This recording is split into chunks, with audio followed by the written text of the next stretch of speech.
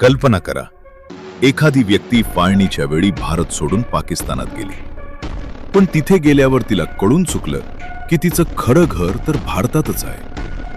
मग अशा लोकांना पुन्हा भारतीय नागरिकत्व मिळालं का? या प्रश्नाचं उत्तर देतं संविधानाचं सर्वात कॉन्ट्रोवर्शियल पण महत्वाचं कलम 7. कलम 7 हे प्रामुख्याने अशा लोकांसाठी होतं ज्यांनी 1 मार्च 1947 नंतर भारत सोडला आणि ते पाकिस्तानात गेले. नियमानुसार 1 मार्च 1947 नंतर पाकिस्तानात गेलेल्या व्यक्तीचं भारतीय नागरिकत्व रद्द झालं होतं. पण इथं एक ट्विस्ट आहे. जर ती व्यक्ती पाकिस्तानातून पुन्हा भारतात कायमस्वरूपी राहण्यासाठी रिसेटलमेंट परत आली असेल तर तिला नागरिकत्व मिळण्याची एक संधी होती. पण त्यासाठी अट कडक होती. तिला भारतात आल्यानंतर 6 महिने वास्तव्य करावं लागायचं आणि त्यानंतर रीतसर नोंदणी रजिस्ट्रेशन करावी लागायची.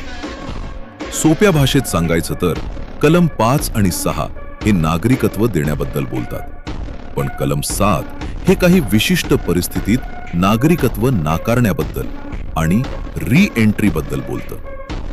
हे कलम म्हणजे अशा लोकांसाठी एक सेकंड चान्स होता ज्यांचा फाळणीच्या गोंधळात चुकून निर्णय चुकला होता.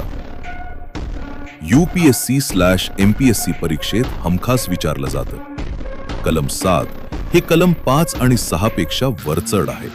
म्हणजे जर तुम्ही 1 मार्च 1947 नंतर पाकिस्तानात गेला असाल तर कलम 5 आणि 6चे तुमचे सर्व अधिकार संपतात आणि तुम्हाला फक्त कलम 7च्या अटी पूर्ण कराव्या लागतात.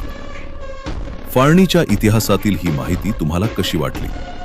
पुढच्या भागात आपण पाहणार आहोत कलम 8, जे भारतीय परदेशात राहतात त्यांच्या नागरिकत्वाचं काय.